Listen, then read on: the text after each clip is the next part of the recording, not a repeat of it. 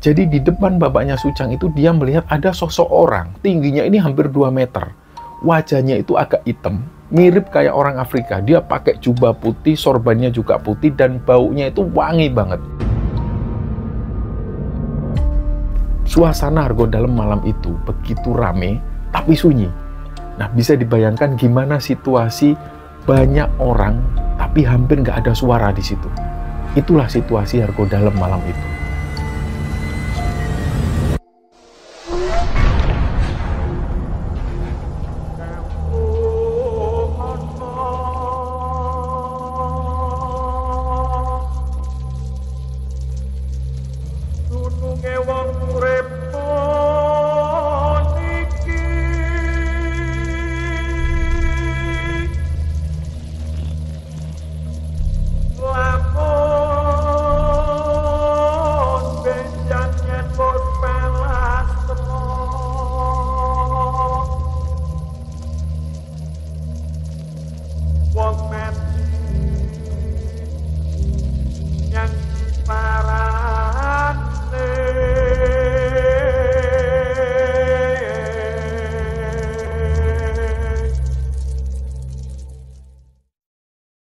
Bismillahirrahmanirrahim. Assalamualaikum warahmatullahi wabarakatuh. Sobat Kembara Sunyi dimanapun teman-teman berada.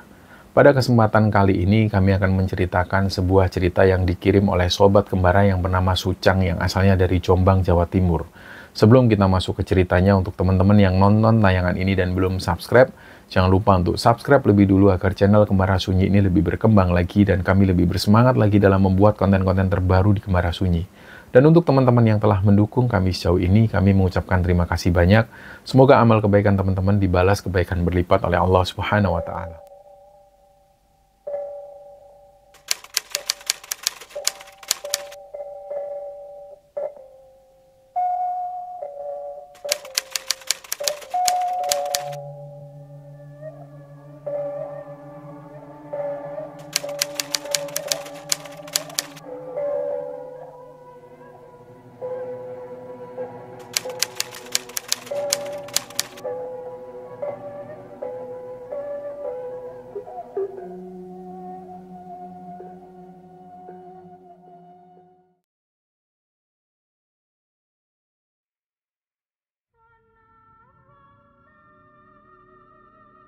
Teman-teman, sebelum melanjutkan cerita tentang Mbah Pujo, kami perlu menyampaikan beberapa hal.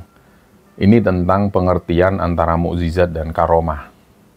Jadi teman-teman yang mengikuti episode Mbah Pujo sebelumnya itu, di situ diceritakan bahwa Mbah Pujo mempunyai kelebihan, bahwa beliau ini bisa berada di beberapa tempat dalam satu waktu.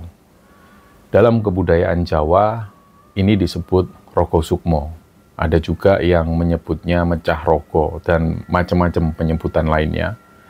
Tapi di dalam Islam kita mengenal dengan karomah. Kami sendiri percaya orang-orang seperti Mbah Pujo ini bisa saja diberi keistimewaan sebuah karomah oleh Allah Subhanahu wa Ta'ala. Dan itu adalah hak prerogatif dari Allah. Karomah dan mukjizat ini adalah dua hal yang sering disamakan, tapi sebenarnya memiliki perbedaan yang jelas sekali dalam Islam.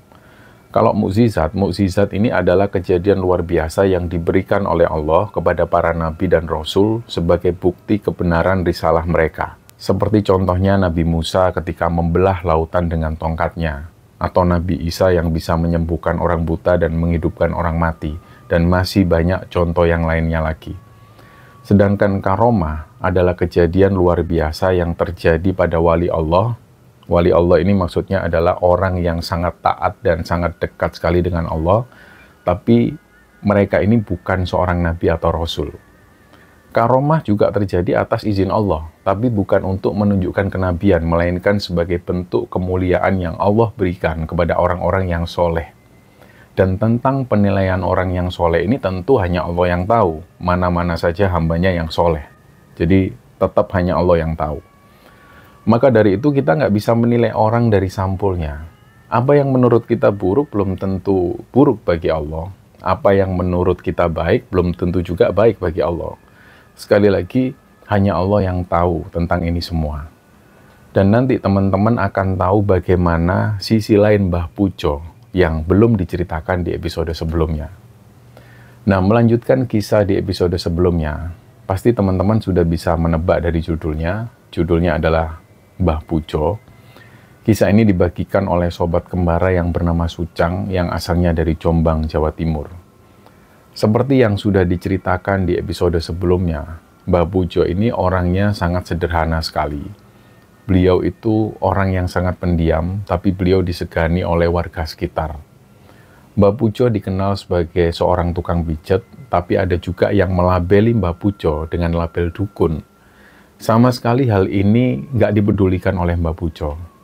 Mbah Pujo sering bilang ke anak-anak dan juga ke cucu-cucunya, terserah orang mau melabeli aku apa, karena labelku ini tetap hamba Allah. Dan tentang karomah Mbah Pujo yang bisa berada di beberapa tempat dalam satu waktu, ini nggak hanya terjadi satu kali. Jadi pernah ada kejadian yang membuat kampung ini sempat gempar waktu itu. Jadi ceritanya malam itu di desa ini lagi ada acara pernikahan. Nah, kita sebut nama desanya Desa A. Di Desa A ini acara pernikahan itu digelar sangat istimewa sekali, mendatangkan artis yang terkenal di Jawa Timur. Dan artis ini tentu penyanyi dangdut. Sedangkan di desa lain, yaitu di Desa B, juga sedang digelar acara resepsi pernikahan. Desa B ini adalah desa di mana Mbah Pujo tinggal. Tapi di Desa B ini acaranya nggak terlalu besar seperti di Desa A. Dan bisa ditebak acara di Desa A itu tentu lebih ramai dan banyak didatangin oleh pengunjung. Selain itu juga banyak orang-orang yang menjual dagangan-dagangan mereka di situ. Jadi kayak mirip pasar malam. Nah, artis bintang tamu ini belum datang waktu itu. Tapi sempat ada keributan antara anak-anak desa. Dan berhasil didamaikan oleh aparat setempat. Nah, di tengah acara, sebelum artis bintang tamu ini datang, tiba-tiba hujan turun dengan deras banget. Dan seketika itu juga acara bubar. Orang-orang porak-poranda semua. Nah, para panitia mulai gelisah waktu itu. Mereka sudah keluar dana lumayan banyak, mereka sudah sewa panggung, sound system, bayar artis, tapi malah hujan. Mereka lupa untuk menyediakan seorang pawang hujan. Dan mereka percaya itu. Nah, di situ mereka jadi agak stres, terutama tuan rumah. Dan yang membuat mereka merasa heran, anehnya, acara yang digelar di Desa B itu aman. Cuacanya masih cerah, padahal jaraknya juga nggak terlalu jauh. Jadi di Desa B itu nggak mendung sama sekali. Dan nggak lama setelah itu ada kabar yang beredar. Mereka menyimpulkan acara di Desa B ini kenapa nggak diguyur hujan, karena ada dukun terkenal yang menjaga di situ. Mulailah yang punya hajat ini dari Desa A itu mulai mencari tahu siapa dukun itu. Setelah mencari tahu muncullah nama Mbah Pujo ini. Dan seketika itu juga Mbah Pujo didatengin oleh perwakilan dari Desa A. Mereka minta tolong ke Mbah Pujo supaya Mbah Pujo ini bisa menghentikan hujan yang ada di Desa A. Di situ Mbah Pujo mengabaikan permintaan mereka. Dan di situ ada saksi-saksi yang melihat ketika Mbah Pujo ini diminta datang ke Desa A untuk menghentikan hujan. Dan di situ Mbah Pujo langsung pindah tempat duduk.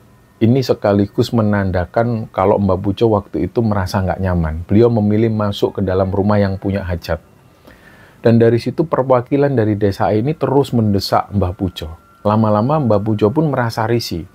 Beliau sampaikan ke mereka-mereka ini, "Mas, saya ini bukan dukun, apalagi malaikat. Bukan. Siapa yang bisa menghentikan hujan? Gak ada. Yang menurunkan hujan ini ya Gusti Allah. Yang menghentikan ya Gusti Allah. Sampai hati-hati kalau ngomong." Terus setelah ngomong seperti itu, Mbah Pujo pergi. Terus beliau nyari tempat lagi, beliau agak ke pojok. Nah, perwakilan dari Desa A ini kemudian dideketin oleh beberapa orang dari Desa B. Di situ perwakilan dari warga Desa B ini ngomong ke orang-orang dari Desa A, "Mas, sampean itu ya keliru kalau ngomong ke Mbah Pujo seperti itu. Jelas keliru kalau sampean bilang kayak gitu." Nah, orang-orang dari Desa A ini tetap bingung. Maksudnya keliru di mananya? Mereka masih nggak tahu kesalahan mereka itu di mana.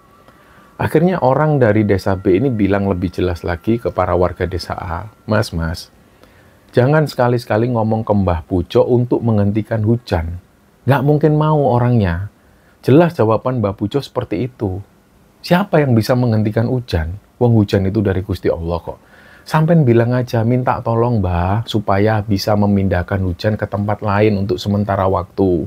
supaya acara kami ini tetap bisa jalan. Sudah bilang gitu aja. Sampai bilang juga kalau artis bintang tamunya ini sudah datang, tapi mereka belum naik panggung. Akhirnya saran dari si orang ini diikuti oleh orang-orang dari desa A. Mereka datang lagi ke Mbah Pujo. Kali itu mereka datang ke Mbah Pujo itu dengan sikap yang lebih hati-hati. Sebelum Mbah Pujo ini beranjak dari tempat duduknya, mereka minta maaf langsung ke Mbah Pujo. Mbah, ngapunten Mbah, mohon maaf Mbah. Kami minta maaf kalau kami tadi ada salah. Ini kami minta tolong banget Mbah. Kami minta tolong dibantu untuk Mbah Pujo memindahkan hujan sementara saja Mbah.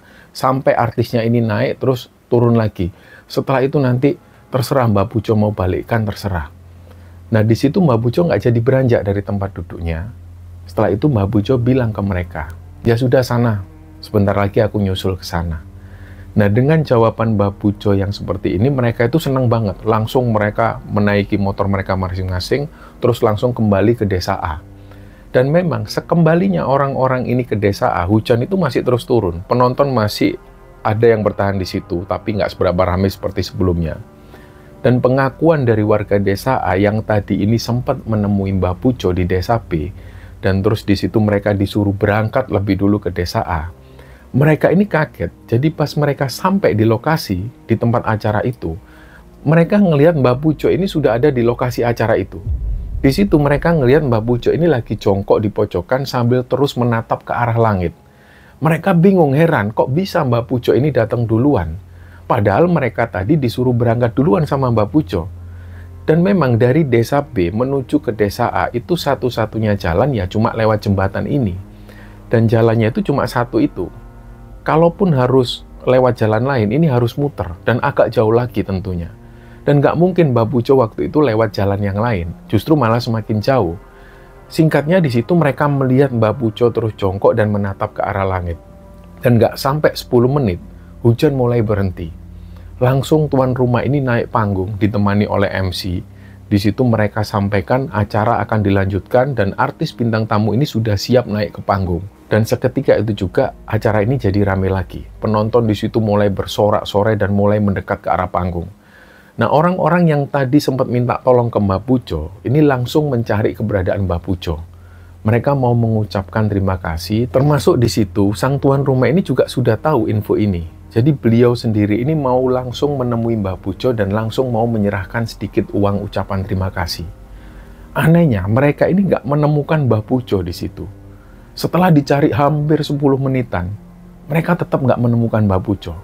Jadi dari situ mereka putuskan langsung menuju ke desa B untuk mencari Mbah Pujo. Begitu sampai di desa B, mereka langsung melihat Mbah Pujo ini posisinya lagi duduk di kursi, lagi ngobrol sama warga sekitar. Dan salah satu perwakilan dari desa ini langsung turun dari motor dan langsung nyamperin Mbah Pujo. Di situ dia bilang, "Mbah, makasih banyak Mbah, acaranya jadi bisa jalan lagi Mbah. Makasih Mbah. Ini Mbah, ada titipan dari tuan rumah. Sekaligus kami mau menyampaikan titipan ini. Ini ada sedikit ucapan terima kasih buat Mbah Pujo." Nah, orang-orang yang lagi nongkrong sama Mbah Pujo ini, mereka diem, mereka melongo semua. Terus salah satu dari mereka ada yang nanya, "Loh, kok terima kasihnya ke Mbah Pujo, Thomas? Emangnya Mbah Pujo ini ngapain?" Orang-orang yang dari warga desa ini ngomong itu dengan senangnya, "Iya Mas, tadi Mbah Pujo sudah ke sana, sudah bantu untuk memindahkan hujan. Alhamdulillah Mas." Terus orang-orang yang lagi duduk sama Mbah Pujo ini malah makin bingung. "Mbah Pujo Mas? Lawang Mbah Pujo dari tadi ini di sini kok nggak kemana-mana kok Mas? Sampai ini ngelindur apa gimana?" Di situ perwakilan dari warga desa A ini masih tetap nggak percaya. Dikira orang-orang yang ada di situ ini bercanda ke mereka. Terus mereka ngomong lagi, "Iya Mas, pokoknya di sini kami mau ngucapin terima kasih ke Mbah Pujo karena sudah bantu kami."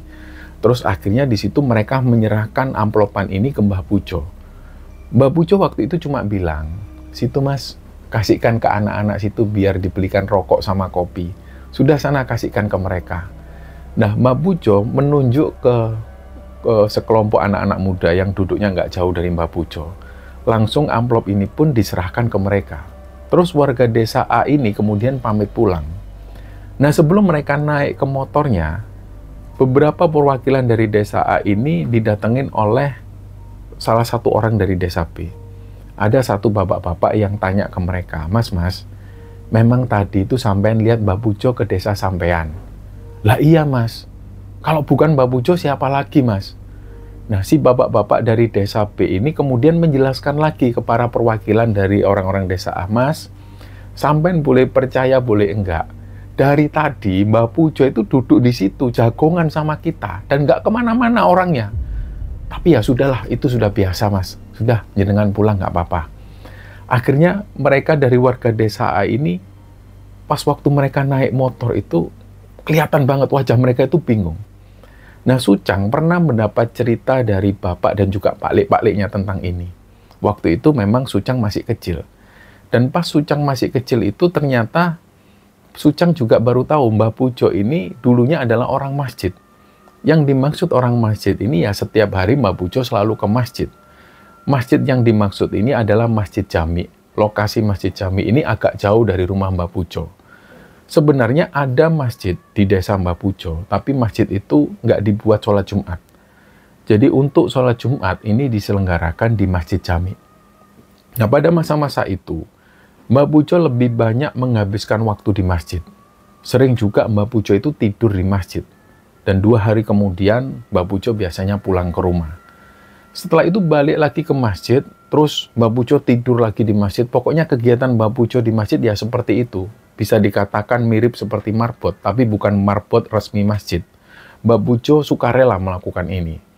Dan perlu diketahui, Mbah Pujo dulunya penampilannya itu juga agak nyeleneh. Rambut beliau panjang, rambutnya itu diwarna kuning semacam warna-warna bleaching. Bajunya itu selalu hitam, dan beliau selalu pakai kalung, juga pakai gelang yang banyak sekali. Kadang penampilan Mbah Pujo yang seperti inilah yang akhirnya sering dijadikan bahan omongan jamaah-jamaah di sana. Tapi memang nggak semua yang ngomongin Mbah Pujo itu nggak semua. Kalau bisa diteliti secara spesifik lagi, yang sering ngomongin Mbah Pujo ini cuma 2 orang sebenarnya. Ya sudah itu aja orangnya. Kita sebut nama orangnya ini Pak Suroto dan juga Pak Wangun. Kata bapaknya Sucang, ya 2 orang ini yang sering memprovokasi jamaah yang lain supaya ikut-ikutan ngomongin Mbah Pujo. Untungnya jamaah yang lain itu nggak pernah terprovokasi. Dan bapaknya Sucang dan juga paklik-pakliknya ini juga heran. Ini Pak Suroto sama Pak Wangun ini loh, kok lama-lama ngalang-ngalai ibu-ibu yang doyan rasan-rasan.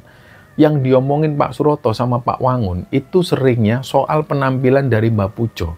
Ya mereka seringlah mendengar selentingan-selentingan bahwa Pak Suroto dan Pak Wangun ini bilang, "Masa orang ke masjid kok penampilannya kayak gitu? Pakai baju hitam, rambutnya gondrong, pakai warna yang seperti ini." Tapi di situ paklik-pakliknya Sucang, termasuk bapaknya Sucang sendiri itu nggak habis pikir. Yang dilakukan Mbah Pujo ini kan nggak keluar dari syariat sama sekali. Nah, dari situ mereka mengomentari lagi, karena waktu itu Mbah Pujo sering banget memakai baju yang agak sobek. Ini bukan karena Mbah Pujo nggak punya baju, tapi karena beliau nyaman pakai baju itu.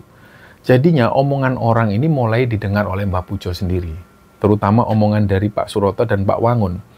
Awalnya Mbah Pujo itu cuek. Tapi lama-lama Mbah Pujo juga mulai risih juga. Pernah Mbah Pujo ini cerita ke bapaknya Sucang, "Salahku ini di mana, Tole? Nggak ada loh dari diriku ini yang melanggar syariat, tapi kok masih dijadikan bahan omongan. Parahnya yang sering ngomongin aku ini kok orang-orang masjid." Tapi ada hal yang diingat oleh anak-anaknya Mbah Pujo. Setiap kali Mbah Pujo ngomongin soal ini, Mbah Pujo itu sama sekali nggak pernah menyebut nama Pak Suroto atau Pak Wangun. Padahal semua orang juga tahu yang sering ngomongin Mbah Pujo ya 2 orang ini. Jadi ya mulai dari situ, Mbah Pujo jadi agak jarang ke masjid. Kadang cuma di waktu duhur, kadang cuma di saat sholat Jumat.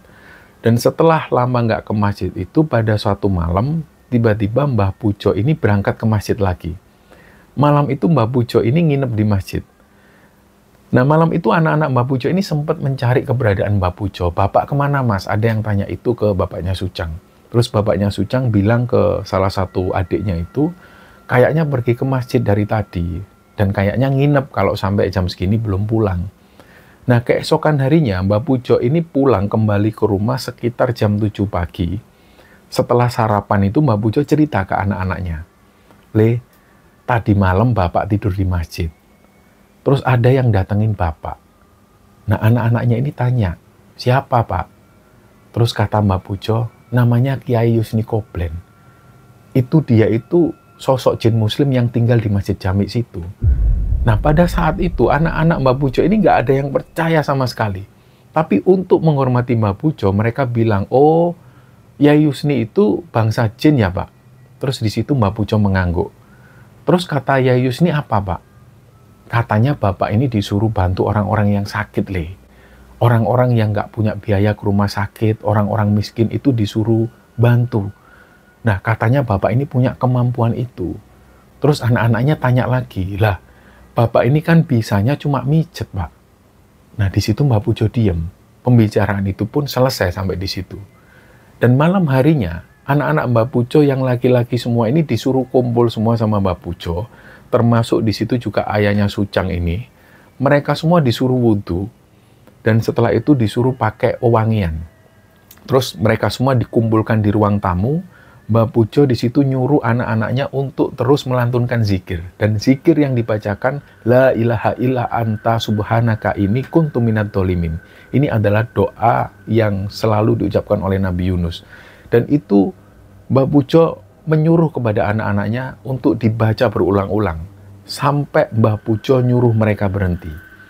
Waktu itu baik ayahnya Sucang dan juga paklik-pakliknya Sucang, mereka semua nurut. Jadi malam itu sekitar jam 10-an malam mereka semua kumpul di ruang tamu. Mereka cuma pakai cahaya dari lentera minyak. Terus di situ Mbak Pujo mulai membakar kemenyan. Disitulah mereka mulai membacakan zikir La ilaha illa anta subhanaka ini kuntu minadz dzalimin. Mereka bacakan zikir itu dengan perlahan dan juga dengan suara yang rendah sekali. Kira-kira sudah berjalan sekitar 15 menitan. Anak-anak Mbak Pujo ini masih belum mendengar Mbak Pujo mengomando untuk berhenti. Jadi mereka terus melanjutkan zikir ini. Tiba-tiba ada hembusan angin yang kencang banget. Pohon-pohon di depan rumah itu mulai bergerak. Ruangan yang tadinya itu tercium aroma kemenyan, ini tiba-tiba berubah. Yang tercium waktu itu adalah aroma wangi parfum. Wanginya itu lembut banget, wangi banget, tapi benar-benar nggak menusuk hidung. Nah, mata mereka semua ini masih terpejam. Karena belum ada komando apapun dari Mbak Pujo. Terus bersamaan dengan itu, mereka mendengar ada suara. Suaranya ini suara laki-laki, nadanya itu rendah, suaranya itu besar. Assalamualaikum. Langsung serentak mereka itu jawab, Waalaikumsalam. Tapi mereka semua nggak tahu siapa yang mengucapkan salam ini. Dan karena dari awal nggak ada informasi dari Mbak Pujo, apakah harus menutup mata, apakah harus buka mata. Jadi bapaknya Sucang setelah mendengar suara salam ini, beliau buka mata. Nah, inilah yang membuat bapaknya Sucang merinding waktu itu. Jadi di depan bapaknya Sucang itu dia melihat ada sosok orang, tingginya ini hampir 2 meter. Wajahnya itu agak hitam, mirip kayak orang Afrika. Dia pakai jubah putih, sorbannya juga putih, dan baunya itu wangi banget. Bapaknya Sucang ini sempat ngelihat ke saudara-saudaranya, ke paklik-pakliknya Sucang yang ada di sana. Ternyata mereka semua ini matanya masih terpejam. Dan kecuali Mbak Pujo yang matanya kebuka. Tapi ketika Mbak Pujo ngelihat ke arah bapaknya Sucang, karena mata bapaknya Sucang ini terbuka dan ngelihat sosok ini, jadi di situ Mbak Pujo diem dan nggak ngasih kode apa-apa. Di momen inilah semua anak-anak Mbak Pujo ini mendengar. Kecuali bapaknya Sucang, karena bapaknya Sucang sudah buka mata, beliau menyaksikan dan mendengar. Disitulah Mbak Pujo berbicara dengan bahasa Arab yang sangat fasih sekali dengan sosok ini. Gak tahu apa yang mereka bicarakan waktu itu. Bapaknya Sucang ini hanya berkata dalam hati, ya Allah, ternyata Pak Pujo ini, bapakku ini bisa bahasa Arab toh. Dan bahasa Arabnya itu fasih banget. Disitulah Mbak Pujo dan sosok ini mulai berbincang sekitar 5 menitan. Setelah itu sosok ini pamit dan mengucap salam. Dan setelah sosok ini pergi, bau parfum yang tadi tercium wangi tergantikan lagi dengan bau kemenyan. Setelah itu Mbak Pujo menyuruh anak-anaknya berhenti membacakan zikir. Terus pas mereka buka mata, mereka semua langsung tanya ke Mbak Pujo, Pak, itu tadi siapa Pak yang ngucap salam? Siapa yang datang? Terus ada juga yang lain yang nanya, wah, Bapak tadi bahasa Arab ya Pak ngomongnya. Kok Bapak bisa bahasa Arab Pak? Nah, Mbak Pujo bilang akhirnya, itu tadi Syekh Yusni Koblen. Kalau Bapak manggilnya Yai Yusni Koblen. Tadi beliau datang ke sini karena beliau pengen membuktikan ke kalian semua bahwa Bapak ini nggak bohong dengan cerita Bapak. Bapak benar-benar ketemu dengan jin muslim ini. Beliau itu tinggal di Masjid Jami sana. Yai Yusni ini yang nyuruh Bapak untuk membantu ngobatin orang sakit. Dan semenjak kejadian itu, Mbah Pujo mulai menerima pasien di rumahnya.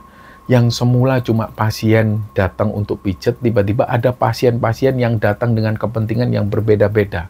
Mereka datang ke tempat Mbah Pujo untuk melakukan pengobatan. Nah, Mbah Pujo sendiri nggak pernah meminta pada pasien-pasiennya. Tapi alhamdulillah, pengobatan Mbah Pujo di rumah itu, penghasilannya ini terbantu dari pasien-pasien kaya yang datang ke rumahnya. Dan semenjak itu juga, anak-anak dari Mbah Pujo ini banyak yang nggak sadar kalau Mbah Pujo sudah nggak pernah lagi ke masjid. Tapi sayangnya, masih ada beberapa orang yang menganggap Mbah Pujo itu bahkan beliau murtad. Karena apa? Karena mereka melihat Mbah Pujo nggak sholat lagi, nggak ngaji lagi. Mereka menganggap Mbah Pujo ini bukan Islam lagi. Ini semua nggak pernah ditanggapi sedikit pun oleh Mbah Pujo. Tapi anak-anak Mbah Pujo jadi saksi sendiri bahwa Mbah Pujo sama sekali tidak pernah meninggalkan sholat. Tapi memang beliau sengaja sembunyi-sembunyi sholatnya. Tujuan Mbah Pujo sholat secara sembunyi-sembunyi supaya membiarkan pikiran negatif, terutama Pak Suroto dan Pak Wangun, supaya mereka ini terus berpikir negatif seperti itu. Nah, nantinya Pak Suroto dan Pak Wangun ini akan semakin terus ngomongin Mbah Pujo. Apalagi ditambah belakangan itu Mbah Pujo sering menerima pasien di rumahnya. Jadinya ada saja yang mencap Mbah Pujo ini sebagai dukun santet lah, dukun inilah, macam-macam. Tapi seperti biasa, Mbah Pujo nggak pernah merespon itu dengan negatif. Dan satu hal yang selalu diingat oleh anak dan juga cucu-cucu Mbah Pujo sampai hari ini tentang sikap Pak Suroto dan Pak Wangun yang pernah memberi stigma buruk ke Mbah Pujo. Terlebih lagi, beliau berdua ini, Pak Suroto dan Pak Wangun itu notabene adalah orang masjid. Dan apa statement Mbah Pujo pada anak cucunya? Jangan menilai seseorang dari bajunya. Dan jangan menilai buruk baiknya seseorang dari agamanya. Islam dan Muslim itu beda, Islam itu agamanya, Muslim itu orangnya. Kalau Islam itu pasti baik, tapi kalau Muslimnya, nggak semuanya baik. Jadi kalau kamu mau melihat Islam secara utuh, lihat lebih dalam pada ajarannya, bukan pada Muslimnya. Ini kata-kata yang sangat menyentuh sekali. Bahkan bagi kami yang menceritakan kisah ini, ketika mendengar statement Mbah Pujo yang seperti ini seolah menyadarkan pada kita semua, bahwa kita tidak bisa menilai kelakuan buruk seseorang dengan cara memandang apa agamanya. Kita lanjutkan ke ceritanya. Suatu ketika, Mbah Pujo ini sudah ada janji ketemu dengan pasiennya yang dari luar kota. Kabarnya pasiennya ini datang jauh-jauh dari Palembang. Menurut bapaknya Sucang, kalau nggak salah pasiennya ini akan datang ke rumah di hari Rabu sore. Tapi tiba-tiba di hari Selasa pagi setelah subuh, Mbah Pujo itu sampaikan ini ke anak-anaknya Mbah Pujo, bahwa beliau Mbah Pujo ini nggak bisa menemui tamu yang dari Palembang itu. Karena hari itu juga Mbah Pujo harus menuju ke Gunung Lawu. Yang biasa mengatur jadwal temu pasien dengan Mbah Pujo ini adalah bapaknya Sucang waktu itu. Jadi waktu itu bapaknya Sucang ini langsung tanya ke Mbah Pujo, "Waduh Pak, ini tamu yang dari Palembang ini gimana Pak? Besok mereka itu katanya naik pesawatnya itu pagi, terus langsung menuju ke sini. Lah kalau Bapak nggak ada terus gimana Pak?" Nah di sini Mbah Pujo bilang, "Sudahlah, jelaskan ke mereka, Bapak ada undangan mendadak. Suruh mereka pulang dulu, nanti Bapak yang datang ke sana." Nah, ucapan ini nggak digubris sama sekali oleh bapaknya Sucang. Karena ya ini cuma jawaban untuk nyenengin orang lain, untuk nyenengin bapaknya Sucang. Nggak mungkin juga Mbah Pujo mau menemui tamunya itu ke Palembang. Dan singkatnya, Mbah Pujo pun berangkat diantar keponakannya itu menuju ke Gunung Lawu. Sebelum berangkat, Mbah Pujo ini sudah pesan ke anak-anaknya, pertemuan di Gunung Lawu ini nggak bisa dibatalkan. Karena ini atas permintaan langsung dari Sang Prabu. Waktu itu anak-anak Mbah Pujo nggak tahu siapa yang dimaksud Mbah Pujo dengan Sang Prabu.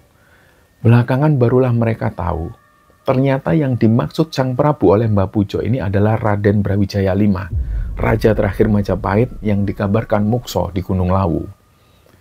Hari Rabu sore, tamu dari Palembang ini datang.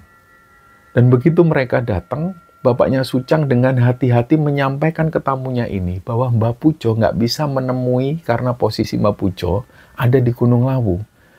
Di situ bapaknya Pucang menjelaskan Mbah Pujo ada undangan penting yang sifatnya itu mendadak dan nggak bisa dibatalkan. Di situ bapaknya Sucang dan Pak Liknya ini sudah siap kalau sampai tamu ini ngomel dan memarahi mereka. Ternyata yang terjadi nggak seperti yang mereka bayangkan. Tamu dari Palembang ini bilang, oh ya sudah nggak apa-apa, lain kali aja kami datang lagi. Kalau gitu kami mau melanjutkan perjalanan kami ke Bali. Sampaikan salam kami ke Mbah Pujo. Setelah itu mereka pulang dan gak marah sama sekali. Dan di hari Kamis malam, Mbah Pujo pulang ke rumah. Mbah Pujo cerita tentang pertemuannya di Gunung Lawu dengan Raden Brawijaya V dan juga ada sosok-sosok lain di sana. Hal ini terjadi ketika waktu itu Sucang masih SD. Dan undangan ke Gunung Lawu selanjutnya terjadi ketika Sucang kelas 2 SMA. Di momen itulah Sucang dan sepupunya, Soleh, berkesempatan mendaki ke Gunung Lawu dengan Mbah Pujo. Dan setelah memenuhi undangan ke Gunung Lawu untuk yang kedua kalinya dengan Sucang dan Soleh, Mbah Pujo menceritakan semuanya ke Sucang dan Soleh. Jadi awal mulanya, ketika pertama kali Mbah Pujo selalu diundang untuk menghadiri pertemuan di Gunung Lawu itu sebenarnya tanpa disadari oleh Mbah Pujo. Ini kita ceritakan dulu awal mula Mbah Pujo ketika beliau pertama kali diundang ke Gunung Lawu untuk bertemu langsung dengan Raden Brawijaya V. Mbah Pujo sering menyampaikan ini ke anak-anak dan juga ke cucu-cucunya bahwa beliau ini sama sekali tidak ada garis keturunan dari Raden Brawijaya V. Tapi pernah pada suatu waktu, Mbah Pujo ini didatengin lewat mimpi oleh seorang atau salah satu leluhurnya.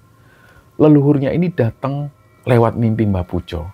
Dan di situ beliau memperkenalkan diri bahwa dia adalah leluhur dari Mbah Pujo. Profesi beliau ini di masa lalu adalah seorang tabib kerajaan di era kerajaan Majapahit. Mereka itu tugasnya melayani pengobatan untuk keluarga bangsawan. Utamanya, leluhur Mbah Pujo ini dipercaya sebagai tabib kerajaan, khususnya tabib pribadi Raden Brawijaya V. Kira-kira sekitar 3 bulan setelah pertemuannya dengan leluhurnya itu, Mbah Pujo didatengin oleh 2 orang pemuda. 2 pemuda ini badannya tegap. Mereka datang tanpa baju, cuma pakai celana pendek khas busana kerajaan masa lalu. 2 pemuda ini mengaku bahwa mereka itu adalah abdi dalam Raden Brawijaya V. Mereka berdua ditugaskan untuk menginformasikan ke Mbah Pujo tentang pertemuan agung yang akan diselenggarakan 2 hari kemudian di Gunung Lawu. Waktu itu Mbah Pujo masih nggak paham dengan apa yang dia alami. Dan malam harinya, ketika Mbah Pujo tidur, dia ditemui leluhurnya lagi. Leluhurnya ini menyampaikan ke Mbah Pujo bahwa undangan itu benar adanya. Mbah Pujo diminta untuk naik ke Gunung Lawu menghadiri pertemuan agung itu dengan para penjaga bumi Nusantara. Utamanya, Mbah Pujo nantinya akan bertemu dengan Raden Brawijaya V. Dan setelah mendapat mimpi itu, Mbah Pujo masih sangsi, beliau masih ragu. Tapi kemudian berbekal informasi dari leluhurnya itu, Mbah Pujo pun akhirnya berniat berangkat ke Gunung Lawu. Singkatnya berangkatlah Mbah Pujo ke Gunung Lawu. Berangkatnya pun juga nggak secara gaib, ya biasa saja. Waktu itu beliau ditemani oleh keponakannya, beliau naik bis, terus turun di terminal, terus naik lagi ke Gunung Lawu lewat jalur biasa seperti yang dilalui orang-orang pada umumnya. Tapi selalu, ketika tiba di Gunung Lawu, di malam pertama, Mbah Pujo itu selalu mengalami kejadian yang nggak bisa dinalar. Jadi cerita ketika pertama kali Mbah Pujo tiba di Gunung Lawu, ketika waktu itu bersama keponakannya, malam itu ceritanya Mbah Pujo ini sudah tidur. Keponakan Mbah Pujo juga sudah tidur. Tiba-tiba Mbah Pujo itu kayak merasa ada yang bangunin. Beliau pun bangun. Rasanya tiba-tiba sudah nggak ngantuk sama sekali. Suhu dingin di Gunung Lawu itu sama sekali nggak terasa dingin bagi Mbah Pujo. Rasanya itu hangat. Disitulah Mbah Pujo sudah disambut dengan 2 pemuda yang kapan lalu sempat datang ke rumah Mbah Pujo. Mereka berdua menunjukkan jalan menuju ke atas, menuju ke Hargodalam. Di situ Mbah Pujo merasa jalan di jalur yang naiknya itu agak curam, itu terasa enteng banget, mudah sekali dilalui oleh Mbah Pujo. Dan berasa kayak ada yang mendorong dari belakang. Jadi perjalanan waktu itu nggak terasa lama. Tiba-tiba beliau sudah sampai di Hargodalam. Dan di sekitar Hargodalam itu suasananya begitu ramai. Di pertemuan pertamanya itu, Mbah Pujo belum sempat bertatap muka dengan sosok Raden Brawijaya V. Dan pada saat itu juga Mbah Pujo juga belum bertemu dengan sosok Nyi Roro Kidul. Singkatnya pertemuan yang pertama ini pun usai. Nggak ada apa-apa yang didapat oleh Mbah Pujo. Beliau hanya menghadiri pertemuan itu secara singkat dan hanya melihat Raden Brawijaya V dari kejauhan.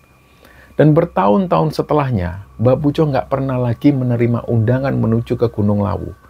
Barulah ketika Sucang duduk di bangku kelas 2 SMA, Mbah Pujo mendapat undangan lagi menuju ke Lawu. Situasinya pun masih sama. Di rumah Mbah Pujo, beliau didatengin oleh dua sosok pemuda suruhan dari Raden Brawijaya V. Akhirnya 2 hari kemudian, Mbah Pujo berangkat ke Gunung Lawu ditemani oleh cucu-cucunya, yaitu Sucang dan Soleh ini. Dalam perjalanan naik ke atas Gunung Lawu itu belum ada tanda-tanda apapun. Sampai sekiranya beliau itu tiba di sebuah area. Di sini Mbah Pujo sendiri juga agak lupa waktu itu ketika menceritakan ke Sucang dan Soleh. Dan Sucang sendiri juga lupa tepatnya itu di mana. Tapi kemungkinan besarnya itu ada di area sekitar pos 3. Disitulah mereka kemudian mendirikan tenda atas permintaan dari Mbah Pujo. Ternyata sebelum sampai di area itu, Mbah Pujo ini sempat melihat ada janur kuning di area itu. Dan tentu ini nggak bisa dilihat oleh orang lain. Sucang dan Soleh pun juga nggak melihat janur kuning ini. Jadi janur kuning ini sebagai petanda lokasi area terakhir Mbah Pujo. Sekaligus lokasi penjemputan Mbah Pujo menjelang pertemuan agung itu. Singkatnya, Mbah Pujo dan cucu-cucunya akhirnya mendirikan tenda di situ. Dan seperti yang diceritakan di episode sebelumnya, di tengah malam, Sucang itu tiba-tiba kebangun. Ternyata di situ Sucang sudah nggak melihat Mbah Pujo. Tapi di depan tenda mereka, itu sudah ada sosok kera hitam dengan ukuran yang besar sekali. Matanya itu merah menyala. Matanya ini ngeliat terus ke arah Sucang. Nah, sosok kera hitam ini adalah salah satu pengawal gaib Mbah Pujo. Cerita dari Mbah Pujo, ketika Sucang ini sudah tidur, begitupun juga dengan Soleh, Mbah Pujo itu masih terjaga di luar tenda. Mbah Pujo sengaja nggak tidur, karena beliau yakin malam itu akan ada penjemputan dari atas. Jadi Mbah Pujo kemudian keluar tenda, beliau akhirnya bermeditasi. Beliau menenangkan hati dan pikiran, menjauhkan semua pikiran-pikiran yang buruk. Dan di situ juga Mbah Pujo berusaha menjauhkan pikiran tentang dunia. Dan ketika Mbah Pujo sudah benar-benar khusyuk, dalam istilah Jawanya itu Mbah Pujo sudah benar-benar manjing, disitulah Mbah Pujo mulai berucap istighfar. Beliau mengucap istighfar, beliau memohon ampun pada Allah. Tapi ada yang berbeda dengan istighfar dari Mbah Pujo ini. Jadi setelah beliau memohon ampunan untuk dirinya sendiri, Mbah Pujo memohon ampunan untuk orang lain. Nah, inilah uniknya. Mbah Pujo ini memohon ampunan untuk orang-orang yang bahkan selama ini memusuhinya. Mbah Pujo memohon ampunan pada orang-orang yang sering membuat Mbah Pujo sakit hati. Semua dimohonkan ampun pada Allah. Hal ini diceritakan semua di hadapan Sucang, Soleh, dan juga paklik-pakliknya Sucang setelah mereka tiba di rumah, setelah dari Lawu itu. Dan dari sinilah anak dan cucu Mbah Pujo itu baru paham tentang kelebihan dari Mbah Pujo. Ya, inilah sebenarnya kelebihan Mbah Pujo itu. Bukan kelebihan tentang ilmu sakti yang beliau miliki, tapi kelebihan Mbah Pujo adalah memaafkan orang yang memusuhinya dan memohonkan ampunan untuk orang yang membencinya. Nah, kembali kepada cerita Mbah Pujo yang waktu itu beliau sudah bermeditasi dan dalam kondisi yang sudah manjing, beliau akhirnya didatengin oleh dua sosok pemuda. Wajah mereka itu ganteng. Yang bisa digambarkan oleh Mbah Pujo, kulit mereka ini bersih, badan mereka juga tegap. Di situ mereka bilang, sudah ditunggu Mbah. Mbah Pujo pun berdiri dan akhirnya berjalan mengikuti dua pemuda ini. Di situ begitu Mbah Pujo ini baru jalan 3 langkah, tubuh Mbah Pujo itu kayak merasakan dorongan dari belakang. Beliau itu kayak merasa kayak digendong atau kayak didorong. Nggak bisa dijelaskan rasanya seperti apa. Jadi kayak ada semacam alat yang membuat Mbah Pujo itu jalannya ini kayak didorong. Ini yang membuat Mbah Pujo nggak merasa capek sedikit pun ketika beliau tiba di Hargodalam. Suasana Hargodalam malam itu begitu rame, tapi sunyi. Nah, bisa dibayangkan gimana situasi banyak orang, tapi hampir nggak ada suara di situ. Itulah situasi Hargodalam malam itu. Bau wangi itu semerbak tercium di mana-mana. Begitu tiba di Hargodalam, Mbah Pujo dipersilakan menunggu di luar lebih dulu. Dan pada saat inilah, nggak lama berselang, Mbah Pujo menoleh ke arah sebelah kiri. Berjalanlah sosok perempuan yang cantik sekali. Beliau ini pakai kerudung yang cuma disambirkan di pundaknya, jalan dengan telanjang kaki, dan dia ini jalan selalu menunduk. Disinilah Mbah Pujo itu sempat kaget melihat sosok perempuan cantik ini. Bersamaan dengan keheranan Mbah Pujo, salah satu pemuda pengawal Mbah Pujo tadi bilang ke Mbah Pujo, "Mbah, yang baru datang ini ratu dari selatan Jawa, Mbah." Nah, mungkin karena waktu itu Mbah Pujo ini masih heran, akhirnya sosok pengawal yang lain itu menjelaskan, "Nyi Roro Kidul, Mbah." Nah, kagetlah Mbah Pujo. Ini kesaksian Mbah Pujo tentang sosok Nyi Roro Kidul. Jadi nggak seperti kata orang atau yang sering digambarkan di film-film atau foto-foto bahwa pakaian Nyi Roro Kidul itu selalu hijau dan cenderung terbuka. Sama sekali tidak demikian. Kesaksian dari Mbah Pujo, sosok Nyi Roro Kidul ini dari cara dia berpakaian, ini cenderung tertutup. Dari cara jalannya pun selalu menunduk. Dan meskipun dia dari sejak pertama kali datang selalu menunduk, tapi nggak mengurangi sedikit pun karismanya. Aura kecantikan dan aura ratunya itu masih terpancar. Mbah Pujo yakin siapapun yang ketemu sosok ini, dia akan mengakui bahwa sosok ini karismanya begitu kuat. Setelahnya, Mbah Pujo kemudian dipersilakan agak mendekat ke Argo Dalam. Jadi yang tampak nyata di Argo Dalam, ini cuma bangunan kecil sebenarnya. Tapi di dalam dimensi yang berbeda, dalam dunia supranatural, Argo Dalam itu adalah sebuah keraton. Keraton yang ukurannya cukup besar. Di situ Mbah Pujo melihat sosok Raden Brawijaya V duduk di kursi singgasananya. Di samping beliau itu ada beberapa sosok yang Mbah Pujo sendiri nggak tahu mereka-mereka ini siapa. Pada momen ini Mbah Pujo itu sebenarnya mau tanya lagi ke para pengawal yang tadi. Dia ingin dijelaskan satu persatu lah. Mbah Pujo ini ingin dapat penjelasan tentang siapa-siapa yang hadir kala itu. Tapi ternyata pengawal yang tadi ini sudah nggak terlihat lagi. Nggak lama setelah itu ada suara gong yang terdengar. Bung. Pertanda bahwa pertemuan ini sudah dimulai. Di situ Raden Brawijaya V mengaturkan rasa terima kasih bagi yang sudah berkenan hadir. Dan di samping Raden Brawijaya V itu duduk sejajar dengan Raden Brawijaya V. Duduknya itu persis di samping Raden Brawijaya V. Di situ ada seseorang. Wajahnya ini wajah orang Jawa pada umumnya. Beliau berkumis dan juga berjenggot tipis. Busananya itu serba hitam. Dan di situ beliau pakai belangkon hitam di kepalanya. Karismanya, jangan ditanya, betul-betul terpancar dari wajahnya. Pas sekilas ngelihat sosok ini, Mbah Pujo itu nggak begitu paham ini sosok siapa. Dan ketika Raden Brawijaya V menyebutkan satu persatu tokoh yang ada di situ, barulah Mbah Pujo paham bahwa sosok laki-laki dengan busana serba hitam yang duduk persis di samping Raden Brawijaya V ini adalah sosok Kanjeng Sunan Kalijogo. Wallahu a'lam bishawab, perlu kebijaksanaan dari teman-teman yang nonton tayangan ini. Ini semua adalah kesaksian dari seorang Mbah Pujo. Jadi boleh teman-teman nggak percaya dan menyaksikan kesaksian dari Mbah Pujo ini, tapi cukup cerita ini untuk dinikmati dan nggak perlu dihujat. Nah, kembali lagi, ini adalah kesaksian Mbah Pujo yang kemudian diceritakan kepada anak dan cucunya, termasuk Sucang yang mengirimkan ceritanya ini. Dan selanjutnya di situ Mbah Pujo akhirnya jadi tahu siapa-siapa saja yang ada di samping Raden Brawijaya V. Dan setelah satu persatu dari mereka ini disapa oleh Raden Brawijaya V dalam sambutannya itu, Mbah Pujo jadi tahu, oh ternyata ini sosok itu, oh ternyata ini sosok ini. Dan yang mengagetkan Mbah Pujo, di situ juga sempat disebutkan nama beberapa orang sayih atau syekh. Selain itu juga disebutkan nama beberapa orang empu. Dan juga disebutkan juga nama seorang kiai. Dan tentu di situ juga Raden Brawijaya V menyebutkan sosok Nyi Roro Kidul. Dan nggak cuma sekali disebutkan sosok syekh, sosok kiai, sosok empu, dan panglima perang dari kerajaan masa lalu. Artinya yang hadir dan menempati posisi di dalam ini banyak juga dari golongan para syekh dan juga para ulama Nusantara. Selain itu juga berulang kali Raden Brawijaya V ini menyebutkan tokoh-tokoh empu-empu ternama. Mbah Pujo sendiri nggak begitu ingat siapa-siapa saja nama mereka. Dan inti dari pertemuan itu adalah bahwa yang hadir di situ, mereka-mereka ini adalah paku-paku Jawa. Mereka lah yang bertugas menjaga keseimbangan Jawa dari sisi mistisnya. Ada yang begitu penting diingat oleh Mbah Pujo.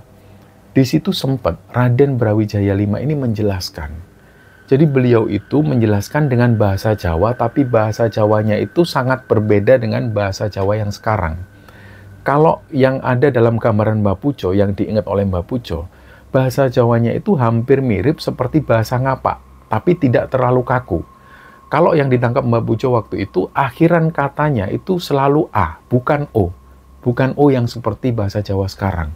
Dan juga pemilihan kosakatanya itu juga banyak yang Mbah Pujo nggak begitu pahami. Anehnya tapi setiap kali ada yang bicara dengan bahasa apapun, Mbah Pujo itu selalu bisa paham.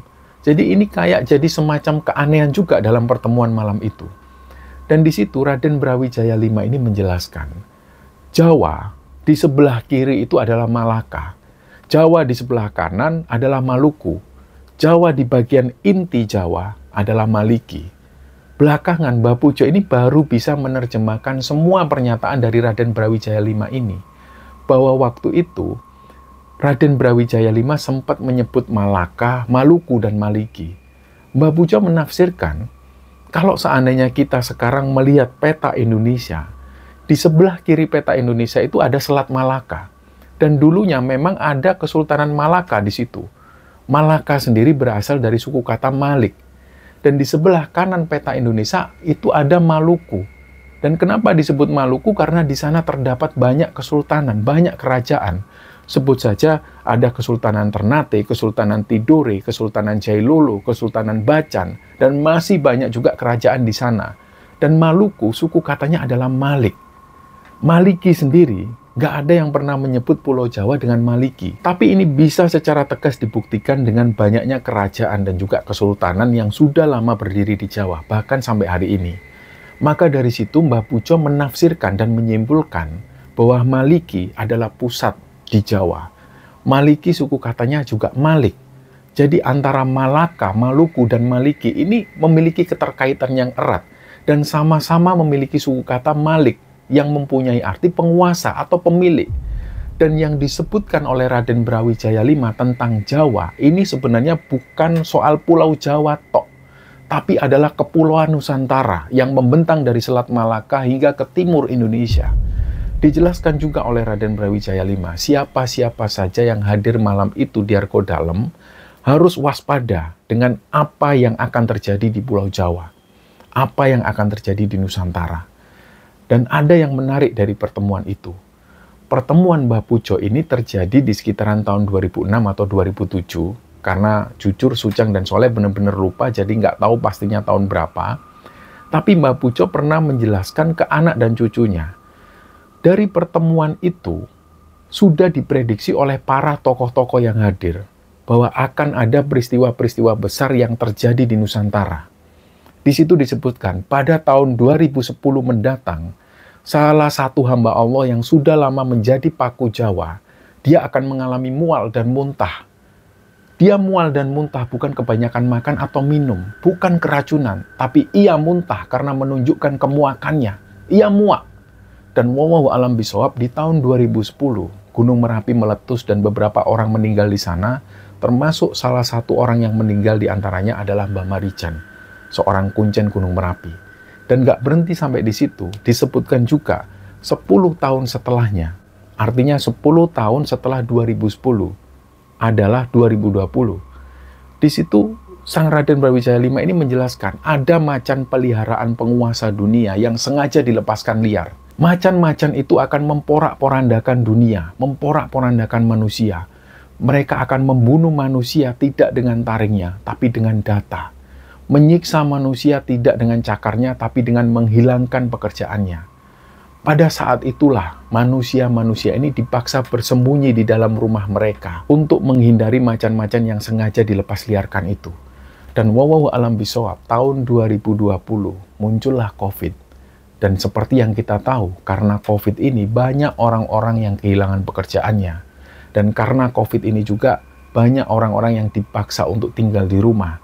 Tapi sayangnya pada saat anak dan cucu Mbah Pujo mendengar cerita dari Mbah Pujo waktu itu, mereka masih belum bisa menafsirkan ini, mereka masih belum bisa menerjemahkan. Dan mereka nggak tahu siapa itu yang dimaksud hamba Allah yang jadi paku Jawa, yang nantinya akan muntah. Ternyata Gunung Merapi yang meletus. Mereka waktu itu juga nggak tahu siapa yang melepas liarkan macan dan membunuh manusia. Siapa macan yang dimaksud? Ternyata adalah COVID.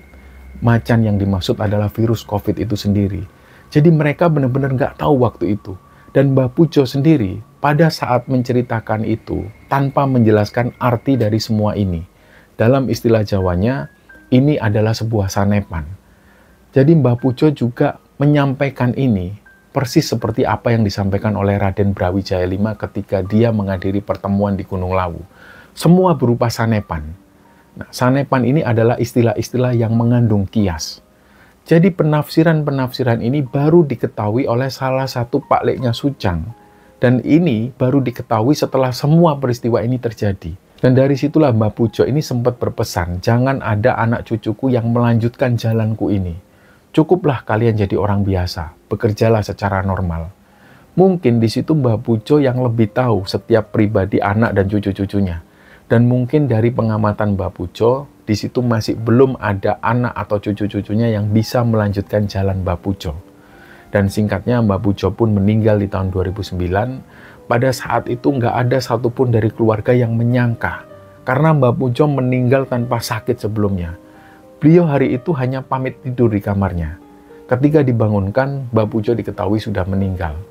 Dan kisah inilah teman-teman yang dibagikan oleh Sucang pada Kembara Sunyi. Tidak ada sedikit pun yang kami tutup-tutupi dan tidak ada satupun yang kami tambahi dalam kisah ini.